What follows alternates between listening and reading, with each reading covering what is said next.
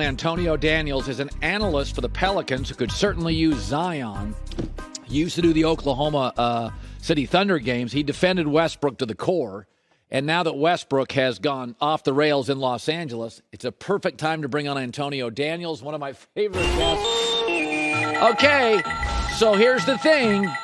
I've always said, here we go. I've always said I'd put him in a Hall of Fame. I'd buy a ticket to watch him. I get it. Mm-hmm. I don't think he's a winning player. I don't think he's efficient. He drives me nuts, and he's absolutely hurting the Lakers. So defend Westbrook in Los Angeles because I'm watching him, and he's hurting chemistry.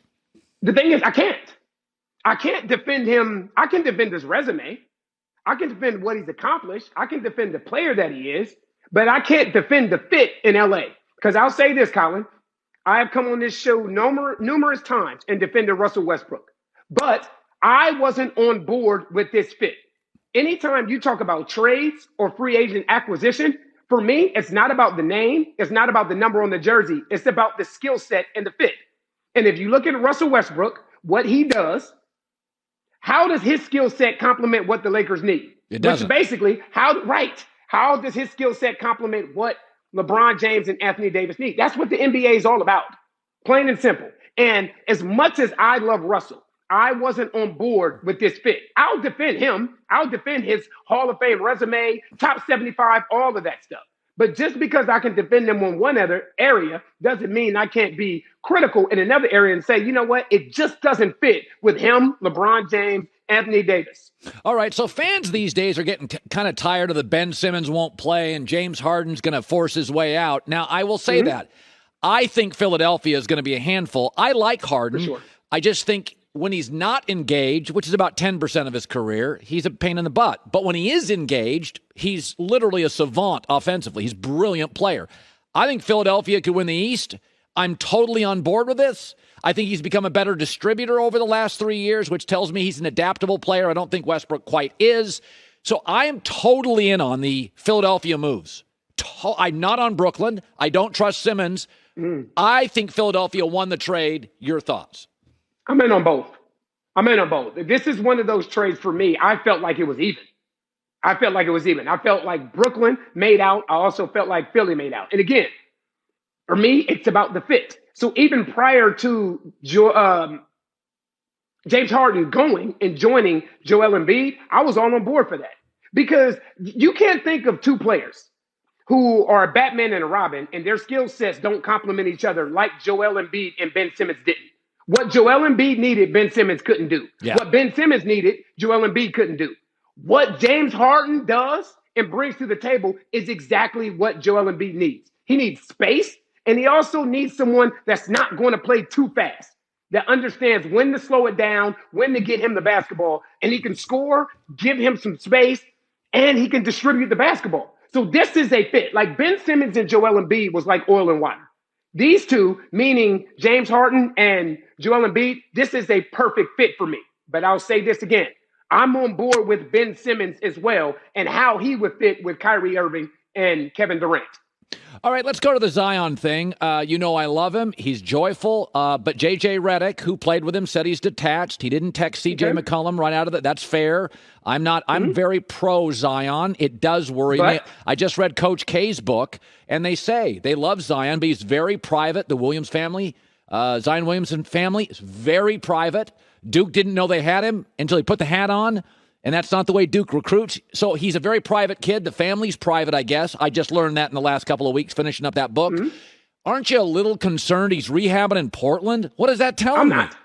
It's telling you nothing. In my 13-year career, you know how often I played with guys that rehabbed away from the team? You know, it's weird because what Zion's doing right now isn't different. You see it quite often. But now there's more attention being paid to it because it's Zion. This is the thing that when I talk about Zion on different platforms, this is the thing I don't think that people understand. First, this started a while back with the fact of him being in a small market and people not wanting a star player to flourish in a small market. Think about how crazy people went when Giannis Antetokounmpo signed the extension in Milwaukee. What's he doing? He needs to go to LA. He needs to go to New York. No. Allow this young man to flourish here in New Orleans. People don't want to see that. Okay? So that's first. Here's the second thing for me, Colin. People forget People forget that he's 21 years old. People forget this. You just said this is a young man from a small town in South Carolina that was thrust into stardom like that, right? So now think about how you would feel. Every time you open social media, you saw a meme about you or someone making fun of you or whatever it may be. I would go dark too. I'm going to turn 47 in March. None of us respond well to criticism like that, especially when we've been praised throughout the course of our lives. So I think what people aren't taking into consideration here is when Zion became the face of New Orleans, he was a year removed from prime. Think about that. From a small town in South Carolina, and now you're being thrust into stardom. I'm not worried. I'll be the first one to tell you, I am not worried one bit. I think this whole thing will play itself out over the summer. I tell you this, though. Come on, Colin. Give my pal some love. Give him some love, Colin. Well, you do match up well with the Lakers, and you may play them. You actually match up with them okay. That's a good matchup for you guys. And you're 2.5 games behind the Lakers as far as being from 10th to 9th. The Lakers have the toughest remaining schedule. Yes. And the thing is, Anthony Davis isn't scheduled to come back for the next 4 to 6 weeks or whatever it may be. With the addition of C.J. McCollum, telling you, the narrative is changing down here in New Orleans, Colin. There was a while where the whole thing was people don't want to play in New Orleans. C.J. McCollum, the first words out of his mouth is, this is where I want it to be. The narrative is changing down here in New Orleans, and I am blessed to be a part of it. All right, let's see. You're very good at what you do. I will say this. Give me 2 minutes on this. Here's what I worry about. Here's what I worry about Ja Morant. Second in the league in paint scoring behind a center. Mm-hmm. I've seen Derrick Rose. I've seen John Wall. I've seen Westbrook finish at the rim and all got hurt. I know it's fun and twitchy and springy. Antonio, I've seen this. I've seen it since 2008. He got to shoot. He's got to stop driving to the rack. I know it's great highlights. You can't, think of what you're asking him to do. The Lord blessed him with an incredible amount of athletic ability. I'm sitting there watching the game last night, and I saw him take off right here on Jakob. So what are you going to ask him to do right there? No. Don't attack the rim. Shoot a floater. No. If you can do things like that no one else can do, you can't. It's very, very difficult to change your game like that, especially being this age. As you get older and your athleticism starts to decline and maybe your creativity starts to decline, all of that kind of stuff. How many dudes in the league can do this right here, Colin? Well, that How many guys in the league can do this? Not many. No. So what we're asking him to do, listen, change who you are. There was a while when I covered OKC, I thought Russell Westbrook was the most athletic point guard in the history of the league. I tell you what, Ja Morant is on his heel. He does some incredible things. So think about how this game is won. It's the 3-point line, it's the free throw line, and it's the paint. So you're asking him, basically, don't attack the paint as much as you do when there is no one in the league that can stop you from getting to where you want to get to. I think that's easier said than done. All right. Good seeing you. I hope the Pelicans know what they have. Hope you enjoy. It's Mardi Gras, by the way. It's Fat Tuesday. It's a lot. I don't know if you've gone out. Here you go.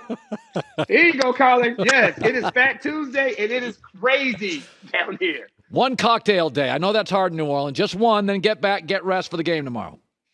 No cocktails for me, but I will be rested and ready to rock tomorrow. All right, Antonio Daniels. Great seeing you. You too, brother. Hi, everybody. Thanks for watching. Subscribe here to get the latest from the show. Also, be sure to check out more of the best clips from The Herd or go watch a few segments from other shows on FS1.